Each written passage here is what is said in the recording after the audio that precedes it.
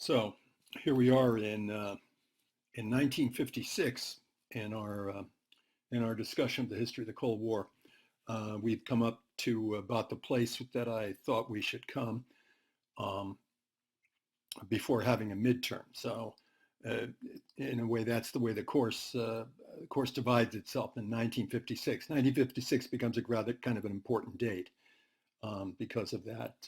So it's a big year. Remember, we've already been talking about it, and you've been reading about it. It's the Suez Crisis. So here is the confrontation of um, uh, British and French colonialism, in effect, together with the Israelis, with the Eisenhower administration, and they pull the rug on their allies, presumably, in this conflict.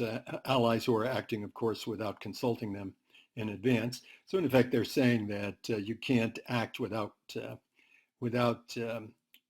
some kind of a veto on the part of the United States. So the Western alliance does not permit a real freedom of action for its participants and adherents. And then secondly, the revolt that breaks out in East Central Europe, the Hungarian and Polish revolts of 1956. And we also have to account for those. And they seem like parallel developments. They're only slightly related, as you recall, in our discussion of the matter. But they are related in a kind of an important way. Nevertheless, those are the big years. I mean, those are the big events of the year 1956, and we didn't, I think, give enough attention to the secret speech of Nikita Khrushchev to the 20th Congress of the Communist Party of the Soviet Union in January 1956. A secret speech, and so. Perhaps I thought that would be a good idea for us to stop for a moment in our narrative discussion of the unfolding of events and talk a little bit about the changes that are going on inside communism, especially ideological changes. And this is a kind of a big benchmark, this secret speech, because it marks the first appearance inside the communist movement, I think, since World War II, of an attempt to reshape communism. And I don't know what you would call this and what sort of a manner of reshape. You know, you can't just say reform communism, I think, but if you do say it's a reform of communism that Khrushchev is proposing, it's a very, very striking reform. You might even say a change of revolutionary character because communism is pretty much identified with the figure of Stalin. And at this point, Khrushchev takes up the criticism of Stalin. So the reform of communism, it's indicated pretty clearly by their secret speech, and it's going to be continuously indicated, I think, in the same vein from this point on, down to the era of Gorbachev. The changes in communism, the reform of communism, the transformations of communism, they have to take shape in terms of a criticism of Stalin. So de-Stalinization has to be the central theme, it strikes me, in the changes taking place in the communist movement. And we have to judge who's de-Stalinizing and to what degree, and what that means, what de-Stalinization really says about communism, and all of the rest of that.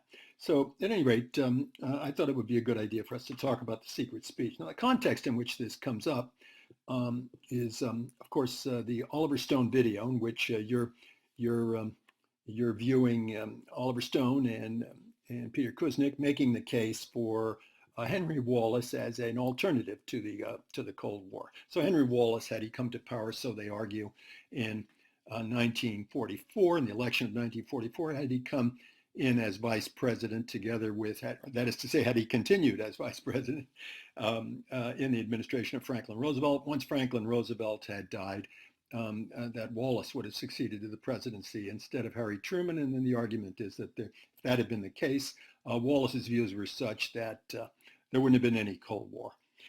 So that's the hypothesis we're pursuing. Remember, my very moderate, very mild critique of that notion was connected with Wallace's assessment of what he was dealing with Stalinism and with communism. Wallace later on recanted all his views. So by the time the Korean War got started, Wallace was saying, I made a mistake in arguing that we could get along with the communists. And essentially, I made the mistake because I thought they were no longer a threat to the stability of the world. And now I've discovered that they are really such a threat. Perhaps I was wrong about this to that degree. Now, I don't know how fully this recantation has to be considered. I mean, how fully he wanted the thing to go, and how full of recantation we want to judge it. But at any rate, this was the argument. And I think what emerges from this, and this is a continuation of my critique of Oliver Stone and Peter Kuznick, what emerges from this is that this Wallace thesis is dependent on the idea that the Soviets have gone through a Thermadorian process. That is to say, they are no longer a really revolutionary force in world politics, but they only represent the Soviet state, and that realpolitik and concerns of state interests, national interests, have really taken over in communism, and they're no longer the firebrands that they were in the early days when the Russian Revolution occurred. Russia's revolutionary generation has passed from the scene, and a new generation is in power. And Stalin represents this new generation, and he's only a national communist.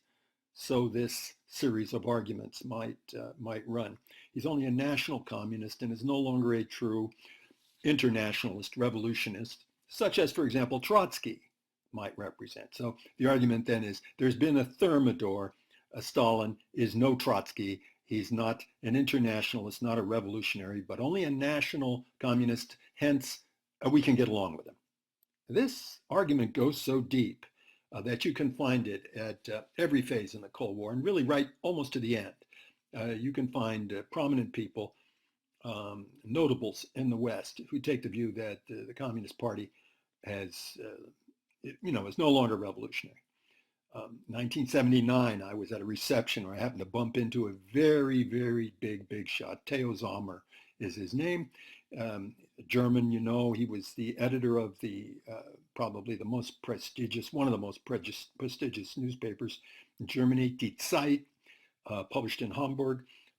Very, very articulate person and a real spellbinder before Western audiences. He had a lot of influence, published articles, sort of a part of an opinion shaper insofar as the Germans had any opinion shapers in the Cold War. Anyhow, we got to talking. I collared him about it. We got to talking about communism, and he said, "Oh, it's not revolutionary anymore.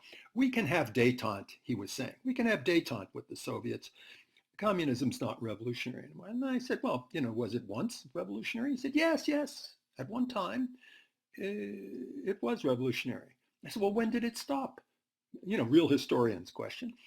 When did it stop being revolutionary? He said, "Well, when Stalin adopted the thesis of socialism in one country in 1925, and he rejected Trotsky's theory of the permanent revolution." So there it is. That's the argument. Soviet Thermador. The Thermador that is represented by Stalin, as opposed to the revolutionary identity of the Russian Revolution as represented by Trotsky. And both of these more or less encompassed in the slogans of permanent revolution. Trotsky wants to keep the revolution going permanently all over the world. Internationalism. And Stalin, socialism in one country. That is to say, it's enough for us to build a revolution in Russia. We're not trying to spread the revolution, etc. Now, both of them did make arguments exactly to this effect. Trotsky wrote a book on the impermanent revolution. He argued that the events of 1917 had happened on account of his theory of the permanent revolution. And actually, we could go into this at some length, but perhaps this is not the place to do that. And Stalin did suggest the idea of socialism in one country in 1925. But did he mean that the Soviet Union would no longer be interested in anything that went on internationally? Is that what that means? Or does it mean that Soviet foreign policy is going to be based on realpolitik from this point on and not on the advancement of the communist cause in the world? Did it mean there was no, internationalism? Any sense of spreading the revolution? Anything of Lenin and Trotsky in Stalin? And the answer to that would, I think, for almost everybody's written about it. And nearly all the policymakers, decision makers in the West, the answer would come back, yes, that's exactly what happened. It's a Thermidor. Now they use this expression Thermidor because the Russian Revolution was pretty much made in the language of the French Revolution. And the Thermidor in the French Revolution refers to the events of the summer of 1794, when the Jacobins, the most revolutionary party, radical Democrats, small d Democrats, they should be compared with people like Thomas Jefferson and Madison in the United States, small d Democrats. They have had a dictatorship going on in Paris in 1793 and 4, and it's the high point of the leftism of the French Revolution. But then the Jacobins are overthrown and their leaders are guillotined in summer of 1794, and it happens in a month called Thermidor. So the French, renamed all the months. That's the hot month, July and August in 1794. So the Thermidorian reaction then is a turning back to the right, and from this point on, the French are not going to be presumably as revolutionary as they had been. Okay, so the Russians in the Russian Revolution adopt essentially all that French language. The Russian Revolution really thinks its mental universe, its spiritual universe, is the universe of the French Revolution. I could hardly be otherwise. Oh, and you might even say to the American Revolution to some degree, but mostly the French Revolution. We're talking about the language. It's the French Revolution. So that's what Thermidor means: a turning back in the revolution, a conservative element, a consolidation. All the Bolsheviks thought that that was a main danger, a Thermidor, in their movement. And they, of course, had to guard against it, but it was either going to happen or it wasn't. They're Marxists. They believe that events determine things to, and you can't change everything just because you want to. So they had an idea that Thermidor was going to be the main problem that they were going to come up against. And of course, they hoped there would be no Thermidor, no turning back, no conservative movement in the Russian Revolution. All right, that's an elaborate explanation, forgive me, but that's an elaborate explanation for the idea that Wallace had in his mind when he thought about what communism was, this communism that he would have cooperated with. And then, of course, what goes with that, you have to say Roosevelt, too. That's pretty much Roosevelt's attitude. Did Roosevelt believe in a Thermidor? And, this is, I haven't got really proper evidence on that. I've never found a place where Roosevelt actually used that term. But there's no reason to doubt that he did think this way, because he was very much up to date, very much followed the latest academic writing about historical questions and about anything that pertained to international politics. And so he knew this, he knew the literature of this topic, and so he knew about this Thermidorian idea. And I don't doubt for a minute, even though we haven't got any evidence, but I don't doubt for a minute he probably drank deeply of this thing, just about as much as Wallace did. Wallace said he did. And who's responsible for all this? It's the historian E.H. Carr. So have I got a picture of E.H. Carr here for you? I wonder if I do.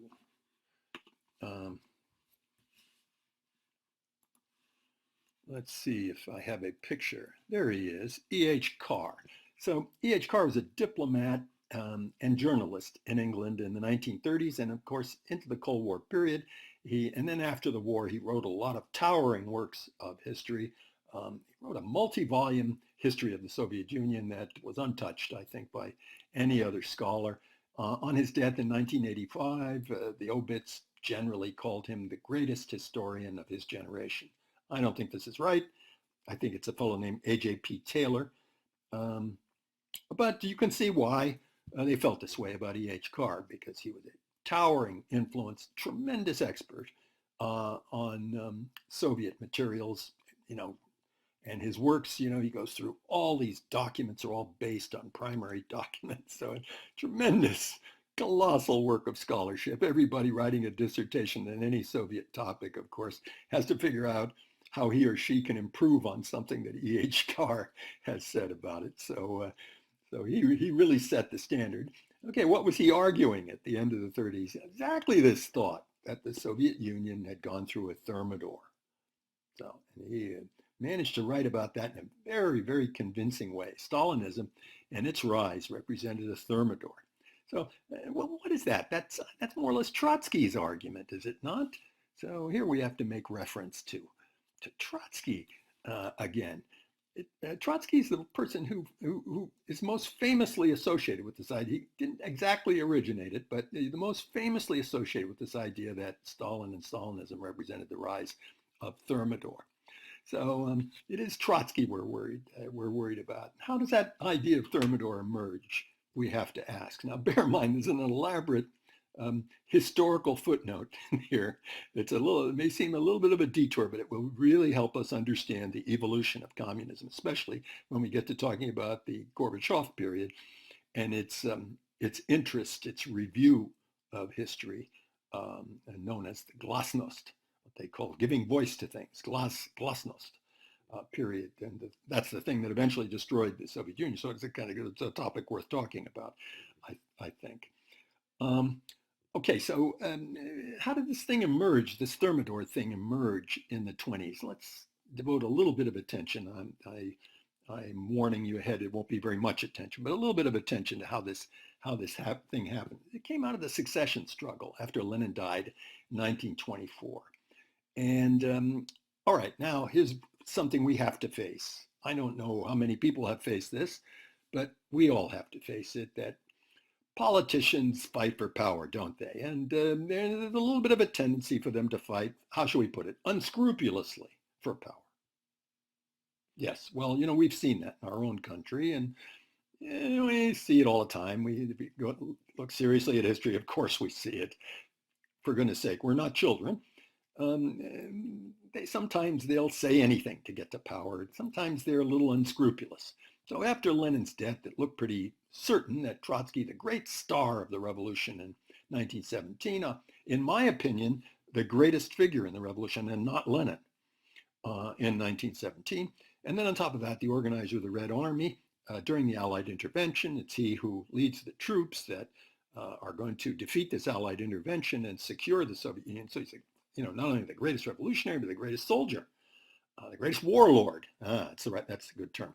The greatest warlord of the new Russian Revolution. So it stands to reason he would be the front runner to succeed Lenin. Of course, they're thinking about collective leadership in those days. They're not thinking about any big boss. And Lenin was not a big boss. Lenin never ordered people arrested or shot or anything like that. Lenin, wielded his power because everybody thought he was a genius. And Lunacharsky said he was a person who could see 10 feet into the ground. Interesting way to put it. So at any rate, Trotsky probably would have been the new Lenin. That is a leader of a collective, first among equals, leader of a collective leadership, but pretty much a leader because intellectually he was really a whiz. He could really do it when it came to writing and coming up with policies and all the rest of that stuff. So he was a natural leader. And the rest of them were scared out of their wits by this idea that Trotsky would take over everything, because they had the idea that several of them had the idea that they might succeed Lenin. And among these people was Grigory Sokolnikov. Well, there's Trotsky in his garb as the revolutionary leader, head of the Red Army during the Civil War. And there's Trotsky conferring with Lenin, probably more intimate with Lenin and probably closer politically to Lenin than any of the others in the leadership. The third one there is Lev Kamenev, and he's a very respected intellectual, but not on the same level as the other two in the picture, Lenin and Trotsky. And these were the fellows who might have thought of the idea that they, instead of Trotsky, would come to the leadership. So on the far right is Grigory Zinoviev, head of the Leningrad party organization and head of the Communist International. So important position. And then on the far left of the picture is Stalin, looking Napoleonic, with his hand in his lapel, as Napoleon did at one time, and looking kind of military. He never appeared in civvies at any time. I've been unable to find a picture of Stalin in civilian gear. So there are the two of them, and then in between are people close to both of them, but not primary leaders in the party, Rykov and Kamenev. So Zinoviev and Stalin are the ones who are of greatest interest immediately on the death of Lenin in 1924. And Zinoviev started to cook up all sorts of ideas about Leninism and what it represented. In fact, he invented this term, Leninism. There was no Leninism. Lenin didn't like the idea. He didn't like that term. He said Marxism ought to be enough. I call myself a Marxist. Lenin never would have put up with the idea of Marxism, Leninism, but Zinoviev invented that term. And he said that was true Bolshevism. That was real communism, and everybody else, You had to be a Marxist-Leninist. And the way he put that was almost defined in such a way as to suggest that Trotsky was not a Marxist-Leninist. So they cooked up an ideology to use against Trotsky. And Zinoviev's the one who's responsible for that, not Stalin. Stalin used it. Stalin profited from it. Stalin made it part of his arsenal. But on the whole, it's Zinoviev's. It's Zinoviev's concoction, and I'm pretty sure Stalin would not have thought of it, would not have been able to advance the idea in 1924. So they invented this Marxism-Leninism, which they'd be called from this point on, invented it. And Trotsky knew he was stuck there because he hadn't been a Bolshevik prior to 1917. He'd had his own tendency, been closer to the Mensheviks than to the Bolsheviks. And so he figured they had to drop on him, calling their movement Marxist-Leninist, and he hadn't really been a follower of Lenin. Only by 1917 did he really become a follower of Lenin or an associate of Lenin, co-thinker of Lenin. And so in a certain sense, they had a sort of ideological argument to make against him. And Trotsky made a big decision about this. By the way, these are two big decisions. Number one is to make a lot of lies the center of the ideology of the Russian Revolution. Number one, that's Zinoviev, to start lying and myth-making and cooking up a lot of bull and calling that Marxism. Number one. But then there's number two as well. There's Trotsky. He went along with it. He didn't say it was all a lot of bull. Lenin didn't. All the things I just said. He didn't say those things. He said he was the real Marxist-Leninist. Okay, so everybody was going along with this. But of course, it was bound to kill Trotsky. It was really something that was set up because Trotsky had had lots of disagreements with Lenin. Zinoviev had gone along with everything Lenin did up to that time. So they could use the past, use historical arguments against Trotsky. This is highly unscrupulous stuff, I admit. And all this myth-making is part of the poison that killed communism and that killed the Russian Revolution in the era of Gorbachev. It's not going to kill it for a while for us yet, but if you look back, as a historian would judge the matter, this is poison right in the beginning.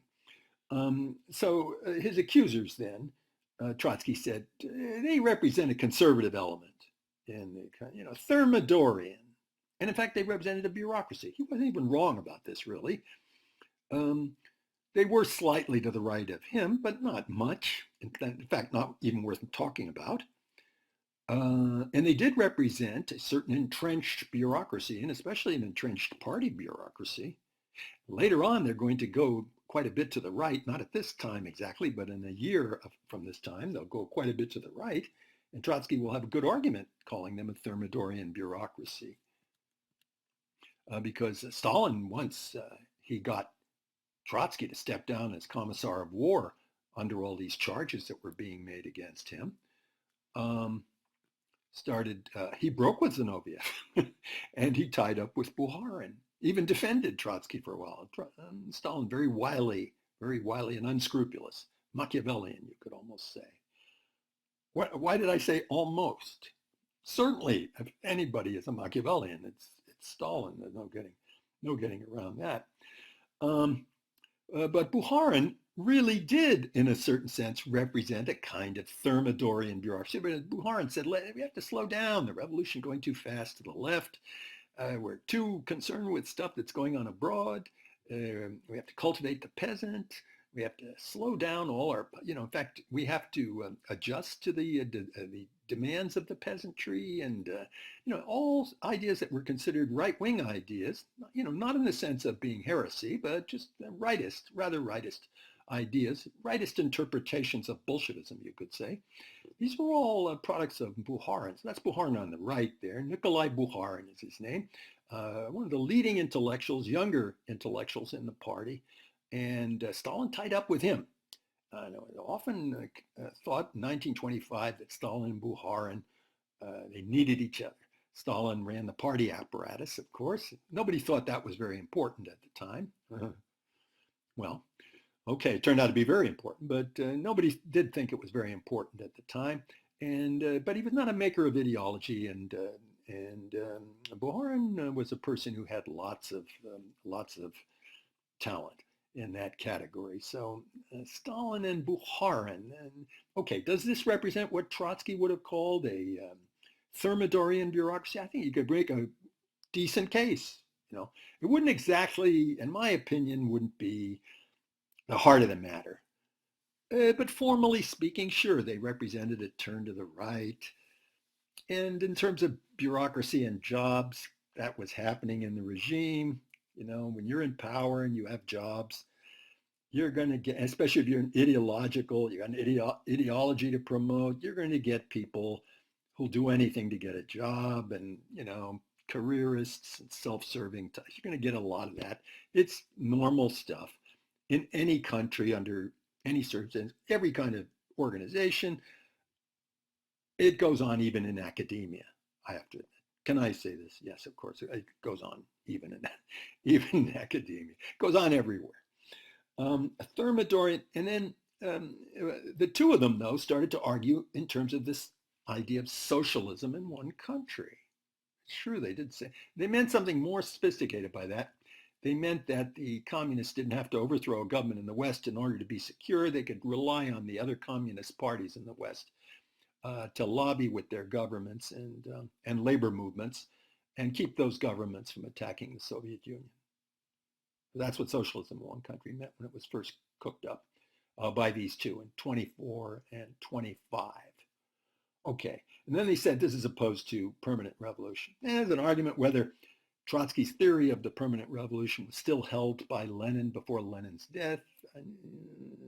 Can't exactly clinch that one very easily. Lenin never, can't find cases where Lenin refers to a permanent, we made the revolution according to the permanent revolution. That's Trotsky's theory of the permanent revolution. But it's arguable, though, even though it's not something that I think can be clinched by evidence. It's nevertheless quite arguable. All right, so there we have it. Now, that's the way it was presented to the world. So Trotsky represents permanent revolution. Stalin represents socialism in one country. E.H. Carr presented it to the world that way. All the publicists in the 20s and 30s, anybody who pretended to be knowledgeable, and this goes for all the journalists who covered Russia, they all said, oh, the big difference is Trotsky was for a permanent revolution, he's out, and Stalin, he's for socialism in one country, he's in.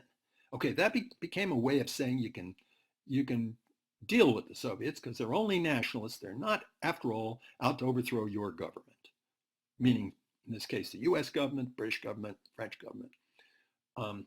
So that's the way the whole thing was put together. Is that right?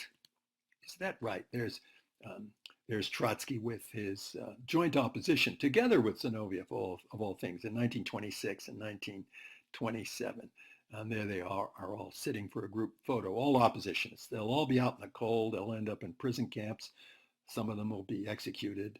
In fact, Trotsky and Zinoviev will both be executed by Stalin. And things are going to turn out badly for these brave, honest souls.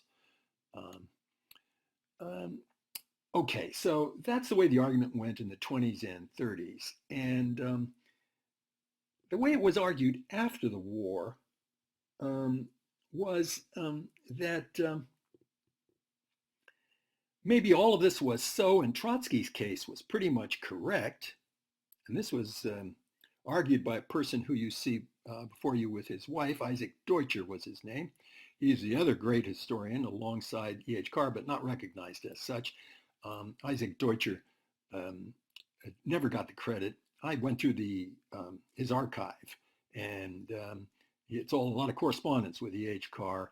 And E.H. Carr is writing his multi-volume history and asking Deutscher for advice on virtually every important question, how to interpret every important historical question.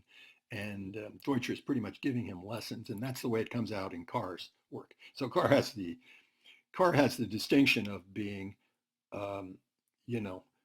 regarded in the West as the greatest historian of his generation, but he pretty much depended on Isaac Deutscher more than anybody else for his knowledge of the Soviet Union, which was quite vast, I admit, but nevertheless on key questions, which had to do with really understanding communists and how they think and, the innards of the movement. Deutscher himself had been a communist and a supporter of Bukharin for a while and Trotsky and etc. And Deutscher wrote a 3-volume biography of Trotsky, which is still probably the best stuff you can possibly read on Trotsky. It's 3 volumes of it, and it's the prophet unarmed, the prophet armed, and the prophet outcast. So it takes Trotsky through the 3 important points of his life, time up to the revolution, and then the 20s, his fall from power, and then the 30s when he wrote against Stalin, becomes a historian and a critic of the Soviet regime until his final assassination in 1940.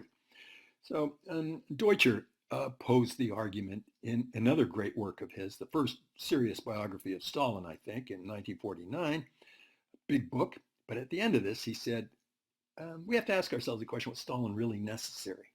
So he put forward the idea that no matter how bad Stalin was, and he's pretty bad, I mean, he's a person who's imprisoned and murdered many, many innocent people by this time, had a police regime second to none. I mean, almost in the same category, or really in the same category as Hitler's police regime. So there's a lot you can say against Stalin, no getting around that. But Deutscher was saying, yes, of course, he's a despot, no getting around it. But he said, historically, he's also a warlord, and he led the regime through World War II. Can we say that Stalin was necessary somehow in some kind of grand historical way? That was Deutscher's way of posing that question. Any serious person, no matter how they answer that question, will not consider that a ridiculous question to ask. It is the kind of thing a historian would ask about really any huge historical event. He'd say, some wicked character, ended up changing the world. Is it possible some bad person did something that was good? This is not unthinkable. None of it's unthinkable. Was Stalin historically unnecessary? Well, you could go down the list and you could say, well, maybe the industrialization of the country was necessary. They needed all those weapons to defeat Hitler. You could say, well, they couldn't have industrialized the country unless they collectivized agriculture. Maybe the collectivization of agriculture was necessary.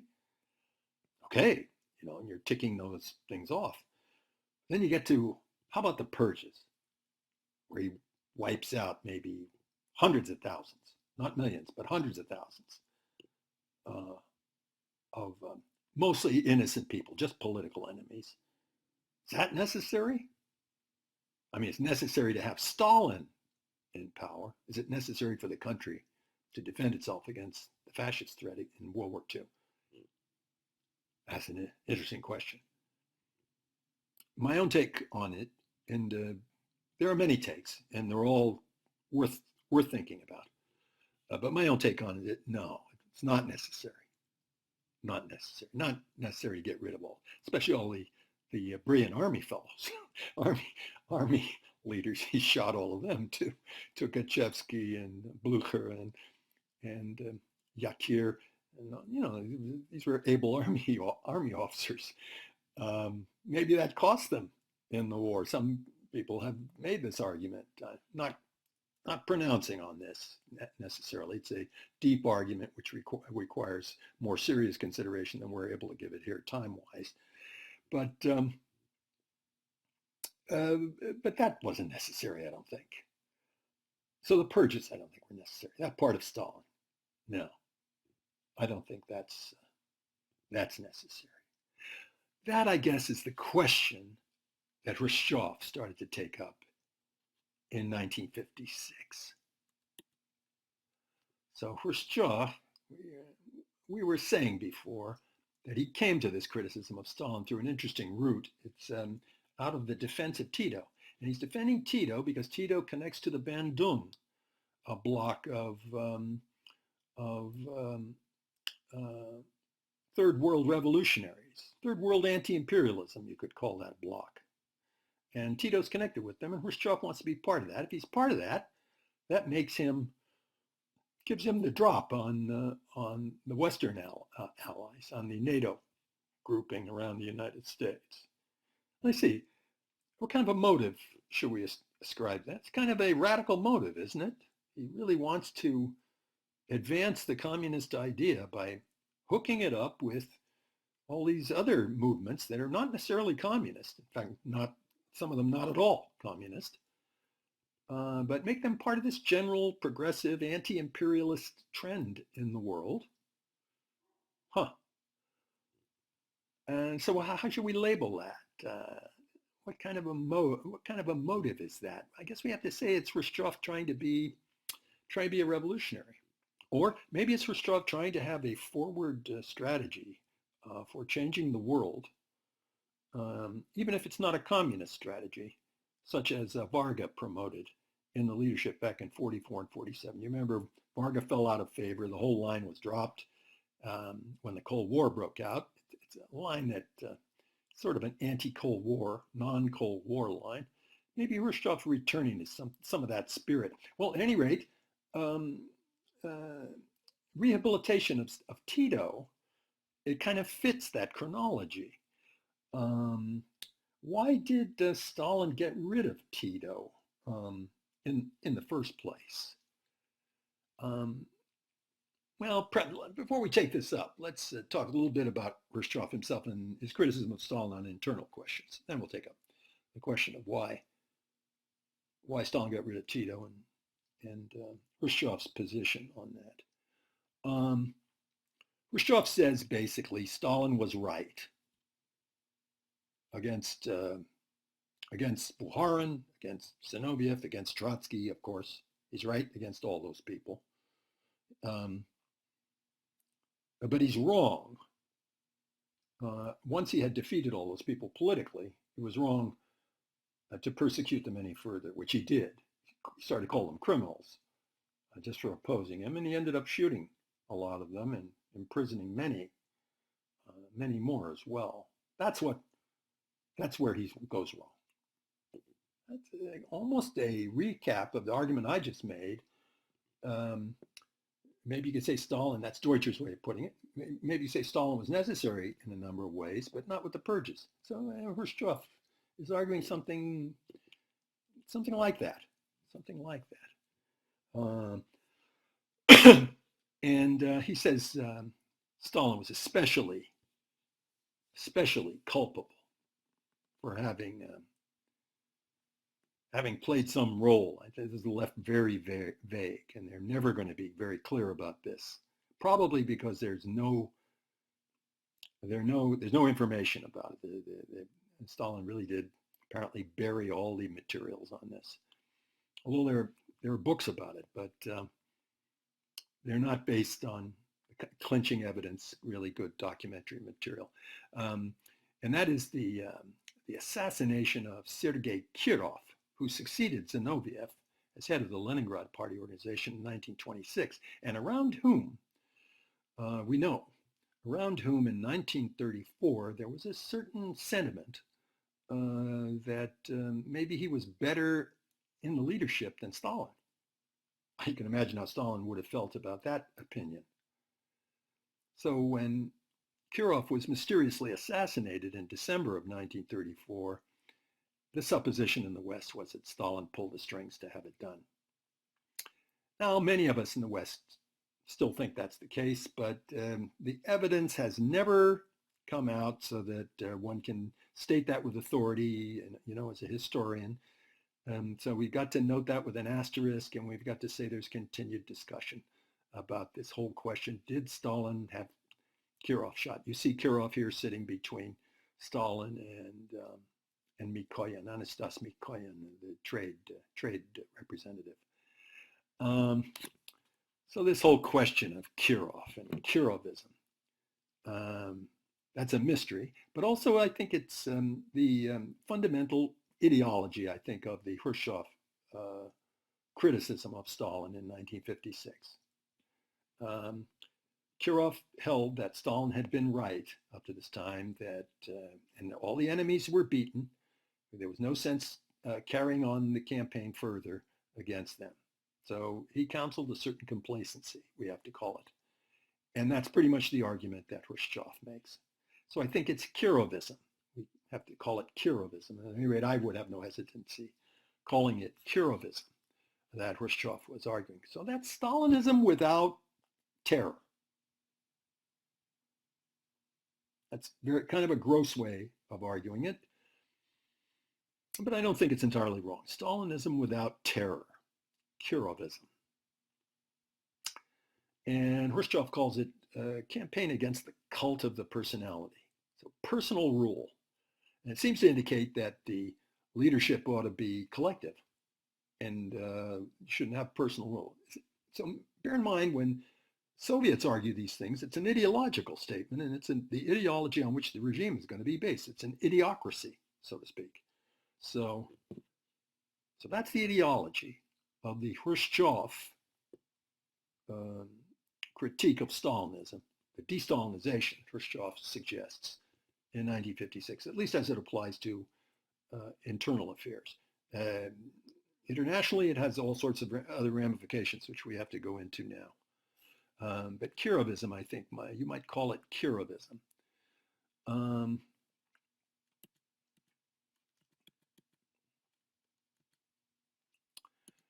Now, Kirovism. I don't think there's anybody in the West who argued much for Kirovism. I guess some communists could make the argument. Going along with the Soviet Union, the Soviet Union is going to be more or less in this boat for a while. They've been criticizing Stalin for quite a while. And they will do this right up into the Gorbachev regime, criticizing Stalin. But in the West, there's another argument made by the Mensheviks, and they're against not just Stalinism, but they're against the whole revolution. And in fact, they think Russia should have fought to the end in World War I, and the Mensheviks always thought it was a crime, terrible, terrible, treasonous, rotten crime for Russia to leave the war.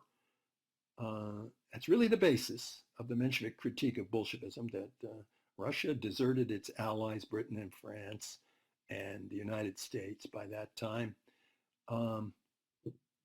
and made a separate peace with Germany. So that's and then the Menshevik argument goes further than that. Russia's undemocratic, it's a dictatorship. We never argued for, dictatorship of the proletariat in that form. Some of them could be Marxists, say they're for the dictatorship of the proletariat, but not in that form, not the way the Bolsheviks did it. Bolshevism is tyranny. And what's more important, I think, the people in the West who denounce Bolshevism as totalitarianism and say one has to fight it with the same enthusiasm that its other enemies have fought it up to this time, that those people are right. So that's the Menshevik point of view about this thing. So Mensheviks are going to have a big influence in American intellectual life, especially Jewish intellectual life in New York City, the workman's circle, etc.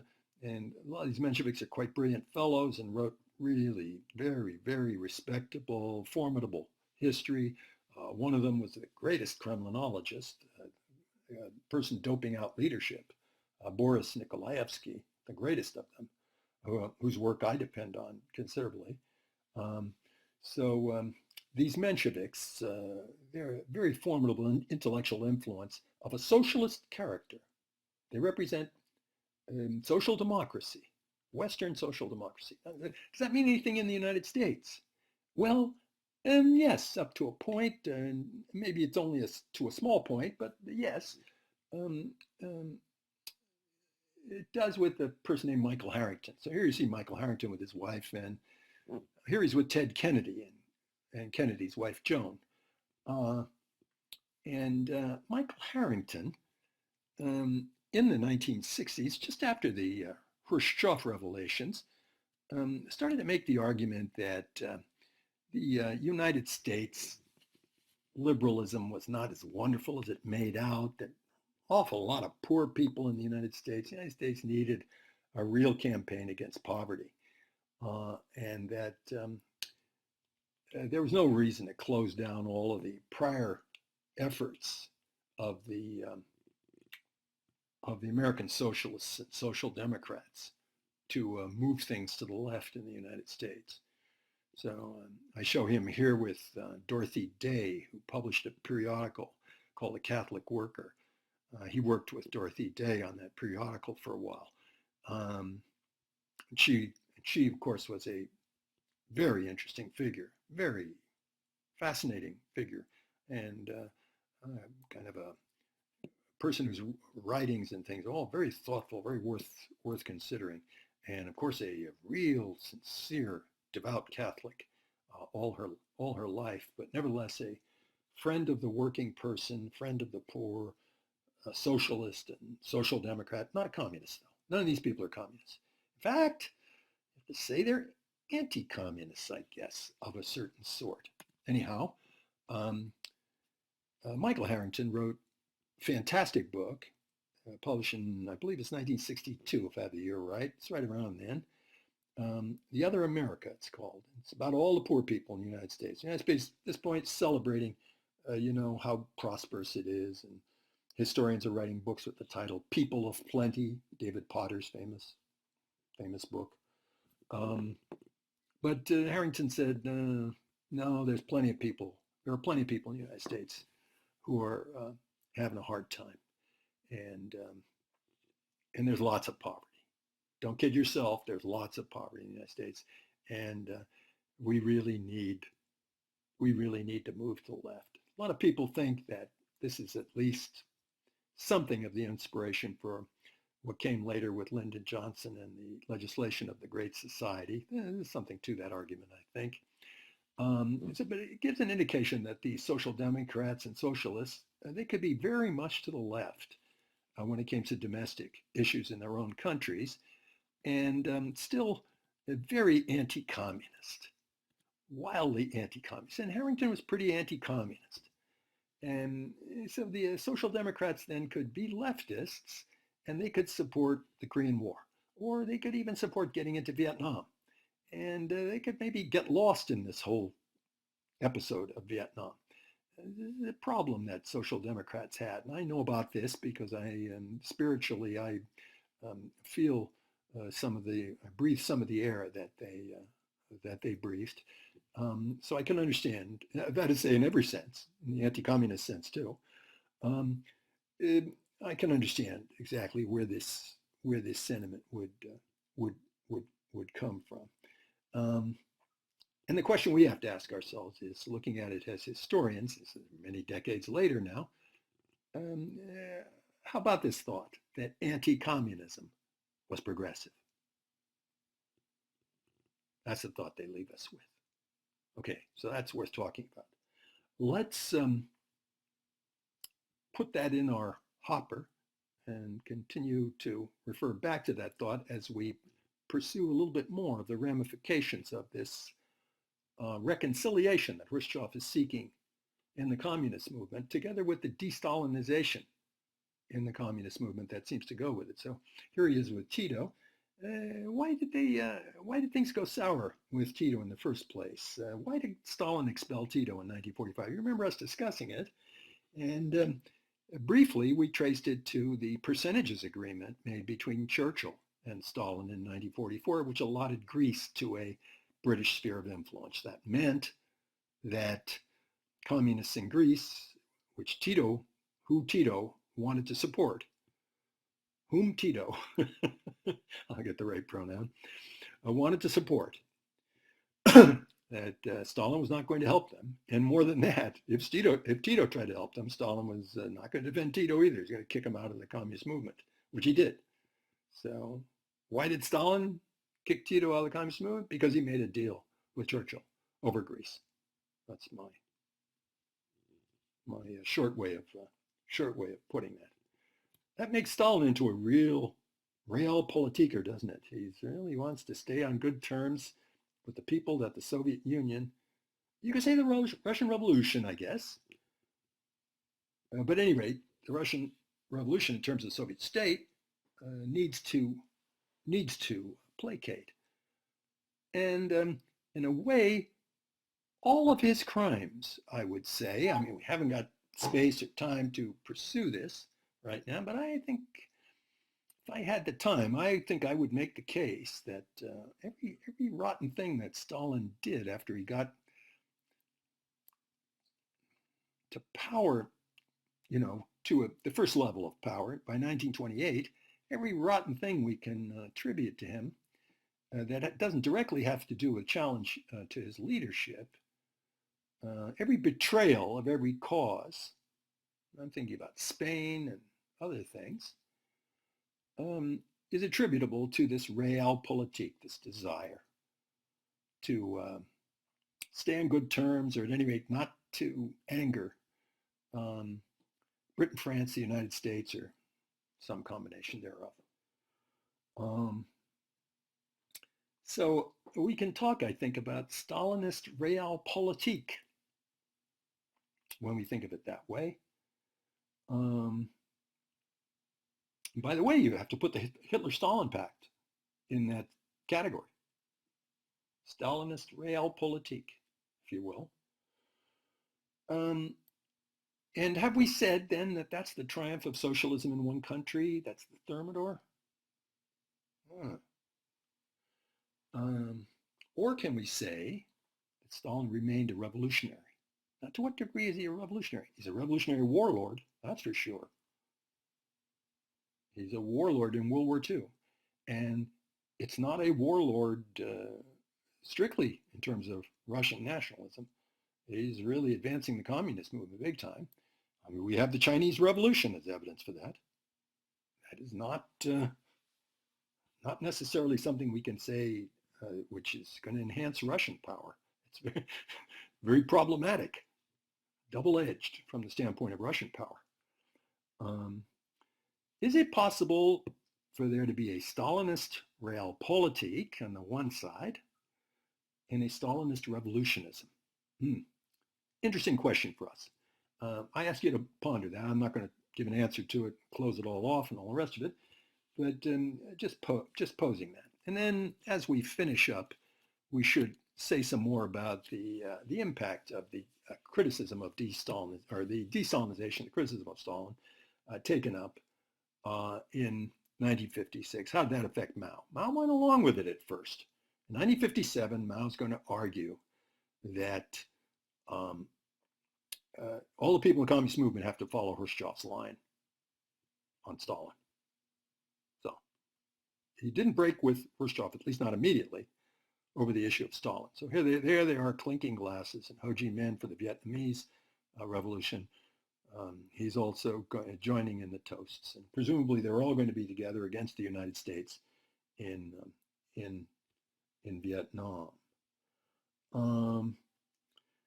Would Mao have accepted Titoism?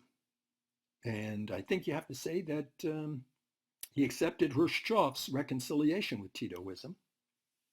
We've been noting that. So we don't have any break with him, at least immediately.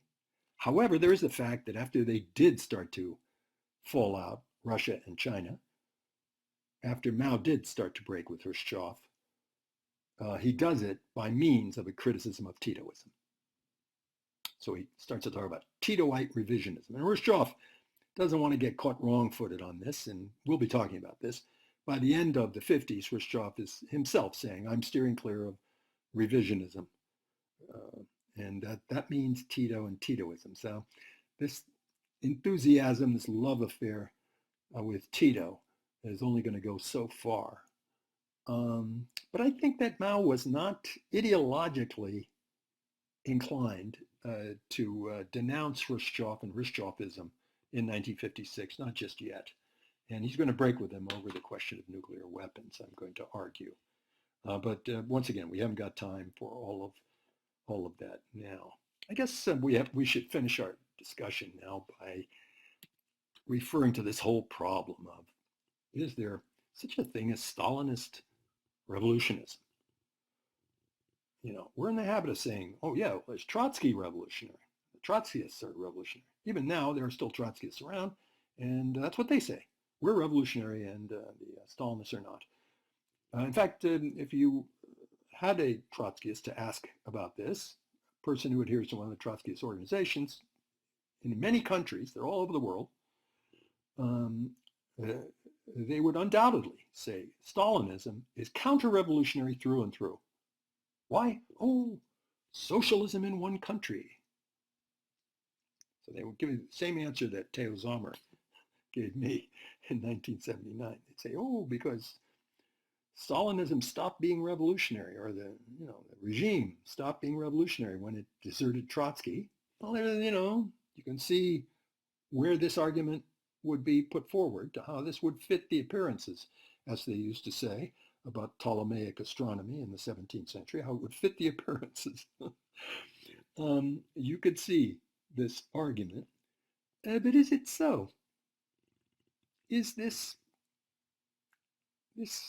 block between Stalin and Mao, for example, is that just a cynical piece of realpolitik, or are these two revolutionary warlords who want to make revolutionary war on the world?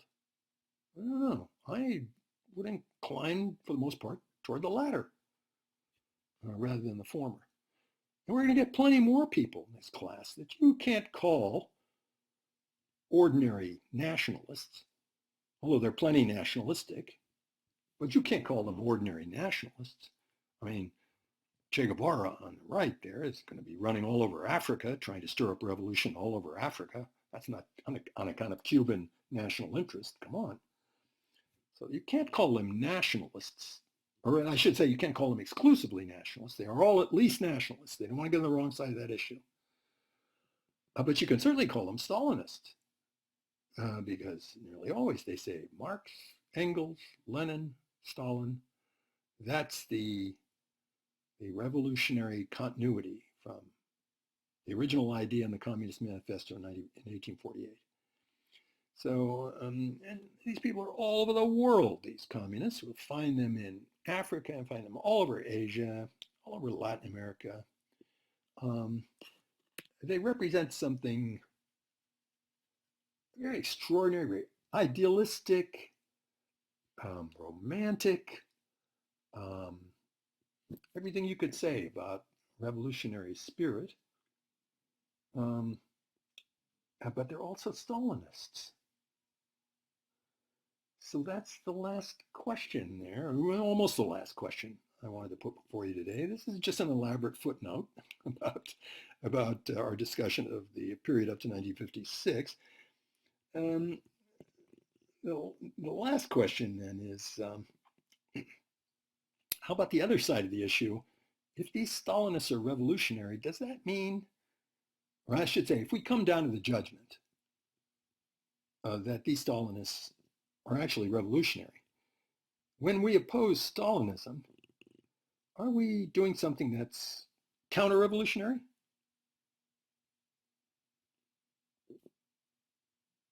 That's a question that you could debate. I admit it's a broad philosophical debate, all the rest of it, but it's something that a historian who really wants to understand this period. And by the way, when I say understand this period, I'm not just talking about the balance of power. I'm not talking about the nuclear balance. I'm not talking about all those things. I'm not saying they're unimportant. They're plenty important. But I don't think you can quite get a handle on this period without this ideological and spiritual element. And that's the question we would have to ask ourselves then. Are the Stalinists revolutionary? And is anti-communism counter-revolutionary? Or, as Michael Harrington and Social Democrats, Bernie Sanders, or any of these others would say, no, being anti-communist, opposing people for their communism, that makes perfect sense for a socialist and social democrat person who's committed to democracy. So there are plenty of people who are not in doubt about this question, but I think people who think more about it, especially historians who have to think about these things, have to give a little bit more nuanced, more elaborate answer to those questions. And I'm in the lucky position of foisting these questions on you and making you write essays, debating these huge matters.